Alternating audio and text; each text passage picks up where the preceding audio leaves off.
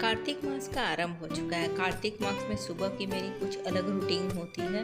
तो क्या क्या रूटीन है, चलिए थोड़ा आपके साथ शेयर कर देती हूँ। थोड़ा सुबह जल्दी उठना, सूर्य उदय के पहले तुलसी में दीपदान। और कार्तिक मास का तो बहुत ही ज़्यादा महत्व होता है। इस महीने दीपदान की बहुत ज़्यादा महत्ता होती है, तो जितना ज़्यादा दीपदान कर सकते हैं उतना ज़्यादा अच्छा। तो सुबह उठते ही पहले अपने आंगन में पानी छिड़क दी, खुद को फ्रेश कर ली। अब स्नान करके भी मैं आ चुकी हूँ। तो सुबह थोड़ा सा ठंड, हल्की हल्की ठंड आ गई है। तो स्नान करने के बाद थोड़ा सा स्किन ड्राई हो जाता है, तो पहले मॉइस्चराइज़र लगा ले रही हूँ। और सुबह का ये टाइम तो इतना जल्दी भागता है, कितनी भी जल्दी स्पीड से काम करती हूँ, लेकिन आधा घंटा तो 5 मिनट में बदल जाता है। और मॉइस्चराइज़र इसलिए लगा लेती हूँ क्योंकि स्किन बहुत ड्राई लगने लगता है और बहुत इरिटेट होने लगती हूँ। तो ज़्यादा कंघी भी नहीं की, अच्छे से सिर्फ बाल खोल के समेट ली। अब जा रही हूँ पूजा करने के लिए। तो देखिए 3 जगह मैंने पीतल के दिए में बाती लगाई है, और जो तुलसी में मैं लगाऊंगी वो मैं मिट्टी के दिए में लगाऊंगी। यूँ तो यदि सब जगह मिट्टी के दिए में लगाया जाए तो बहुत अच्छा है। बाती को घी में डुबो के रखी थी, पर उसमें ज़्यादा घी डालने के लिए उसको डुबो डुबो के निकाल रही हूँ, और उसमें दिए में घी डाल के भर दूंगी। मिट्टी के दिए को एक दिन पहले पानी में भिगो के फिर उसको सुखा के रखी थी। ऐसा करने से वो बहुत कम तेल या घी पीता है और दिया भी धुल जाता है। तो मैं पूरी तरह तैयारी कर ली, आ गई हूँ तुलसी पे। तुलसी पिंडे को पहले पानी से अच्छी तरह से सब तरफ साफ कर ली। उसके बाद इसमें मैं दिया जलाऊंगी। बस अंधेरे में दिया जलते ही पूरा जगमगा जाता है। लगभग 5:30 का टाइम है, तो चारों तरफ अंधेरा है, उस बीच एक दिया जलता रहता है। तो इस टाइम की जो वाइब्स होती है ना, इतनी अच्छी होती है। फूल यदि अवेलेबल होता है तो वो भी मैं चढ़ाती हूँ, और नहीं मिला तो कोई बात नहीं, बहुत ज़्यादा परेशान नहीं होती हूँ। ऐसे तो कहा जाता है दीपदान के बाद तुलसी की परिक्रमा करनी चाहिए, पर मेरे तुलसी के पीछे बिल्कुल भी जगह नहीं है कि मैं उनकी परिक्रमा कर सकूं। तो मैं उनका नाम लेते हुए उस जगह पे ही परिक्रमा कर लेती हूँ। अब मैं कर रही हूँ अपने चौखट की पूजा। साल भर मेरे चौखट के दोनों तरफ लक्ष्मी माता के चरण लगे हुए रहते हैं, उन्हीं की मैं पूजा करती हूँ। और हर दिवाली को इस चरण को चेंज कर देती हूँ, क्योंकि साल भर होते होते थोड़ा इसका कलर भी फेड हो जाता है।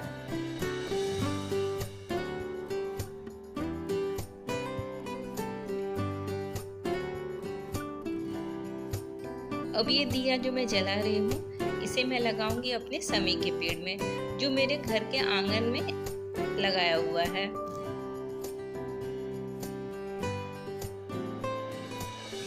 समी के पेड़ में दीपक लगाने के बाद पास में ही है बेलपत्र का और आंवला का पेड़, पर वहाँ कैमरा ले जाना पॉसिबल नहीं है क्योंकि बहुत अंधेरा रहता है, और एक हाथ में पानी का लोटा और अगरबत्ती रहता है, इसलिए वो जगह मैं आपको नहीं दिखा पाई। मैं अपने घर के पीछे आ गई हूँ, यहाँ से मुझे उगता हुआ सूर्य देवता दिखते हैं। तो बस उनको भी दिया लगा दी, जल अर्पित कर दी, और अब थोड़ा थोड़ा उजाला भी होने लगा है।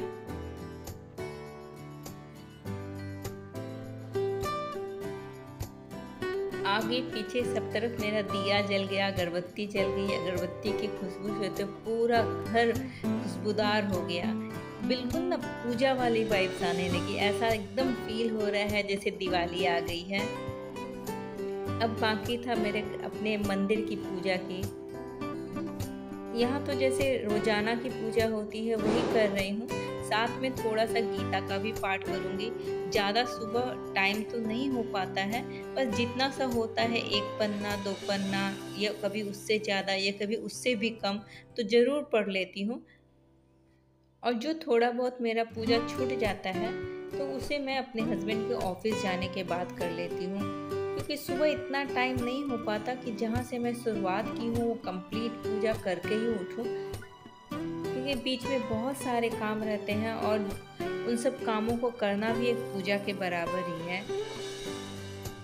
धूप दीप करते करते जो भी पाठ मुझे पढ़ना है वो तो अब खैर मुझे कंठस्थ हो गया है, तो उन सबको दोहराते जाती हूँ, पूजा भी करती जाती हूँ, मतलब मंत्र पाठ इन सबको दोहराते जाती हूँ।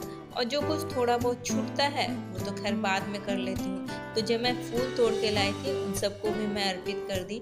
कभी कभी तो मेरे क्यारी में बहुत अच्छा सा फूल मिल जाता है, कभी बिल्कुल भी नहीं मिल पाता है। और इस महीने तुलसी का तो बहुत महत्व है। विष्णु भगवान को तुलसी बहुत प्रिय है और तुलसी दल के साथ यदि उनकी पूजा की जाए तो बहुत अच्छा। जितना ज़्यादा हो सके विष्णु भगवान को तुलसी चढ़ाना चाहिए। और तुलसी के सूखे डंठल से भी दिया कर सकते हैं। अब मैं आ चुकी हूँ किचन में। बाहर बिल्कुल उजाला हो चुका है क्योंकि हस्बैंड टिफ़िन लेके ऑफिस जाएंगे। तो आज मैं जो सब्जी बनाने वाली हूँ वो इतना इजी तरीके से बनता है और बहुत ही स्वादिष्ट बनता है। और मैं जानबूझ के अभी वो सब रेसिपी खोज के निकाली रहती हूँ कि जो जल्दी बन जाए। तो पहले मैं रोटी बना के रख लूँगी। और जो मैं मसाला पीस रही थी वो मैं जीरा, धनिया, सूखी लाल मिर्च और गरम मसालों को हल्का सा भून ली और उसको पीस ली। अब तेल में मैंने उसी मसाले को डाल दिया क्योंकि वो अभी इंस्टेंट पीसा हुआ है तो बहुत ज़्यादा खुशबूदार था। और उसमें थोड़ा सा मिक्स कर दी मैं लाल मिर्च पाउडर, जिससे कलर भी अच्छा आ जाएगा और तीखा भी थोड़ा ज़्यादा हो जाएगा। अब इसमें मैं मिक्स कर रही हूँ उबले हुए टमाटर। सभी सब्जी को मैंने साथ में उबाल दिया था काट के। मैं आगे आपको दिखाऊंगी कि किस तरह से छोटे छोटे स्लाइस में काट के उबाल दी। और इस सब्जी के साथ में मैं डाली थी काजू और मखाना। और सब्जी में मैं डाली हूँ गोभी, बीन्स, आलू। आपके पास और भी कुछ सब्जी हो तो आप उसे मिला सकते हैं। मेरे पास जो अवेलेबल थी उन सबको छोटे छोटे स्लाइस में नमक, हल्दी और हरी मिर्च, बटर के साथ में उन सबको उबाल दी थी। और जब मसाला भुन गया तो उसमें सब्जी में मिक्स कर दी। ऊपर से डाल दी थोड़ा सा नमक और थोड़ा सा चीनी।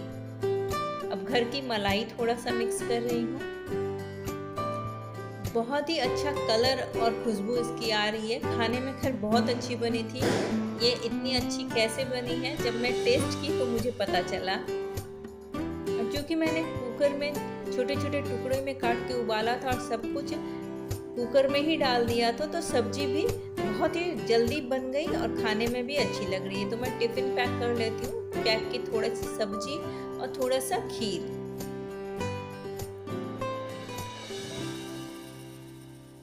तो ऑफिस के लिए निकल गए। अब मैं कर रही हूँ थोड़ा सा सेल्फ केयर। बालों को बहुत दिन से अच्छे से धो नहीं पाई थी और आजकल तो स्नान भी जल्दी होता है तो ज़्यादा बालों पर ध्यान नहीं दे पाती हूँ। तो अपने बालों में लगा रही हूँ नींबू का रस, 2-3 तरह के ऑयल और विटामिन सी का कैप्सूल। सबको डाल के बाल में लगा ली। इसलिए लगभग 2 घंटे तक रखूँगी। जब बाल अच्छी तरह से सूख जाएंगे फिर इसको धो लूँगी।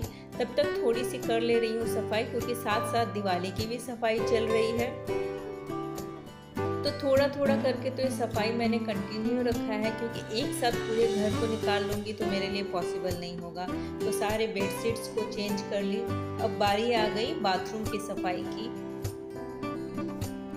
अच्छे से पूरे बाथरूम को क्लीन किया।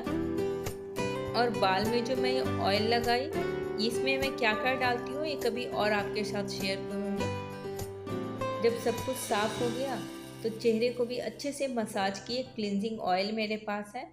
फाइनली सब काम खत्म करके मैं नाश्ता करने बैठी हूँ। और ये शाम को बन रहा है ब्रेड पकौड़ा, क्योंकि कुछ गेस्ट आने वाले थे तो उसी की तैयारी में मैं लगी हुई हूँ। आपको यदि मेरा ये ब्लॉग अच्छा लगा तो प्लीज़ मेरे चैनल को सब्सक्राइब करिएगा, कमेंट ज़रूर करिएगा और मेरे वीडियो को लास्ट तक देखने के लिए थैंक यू।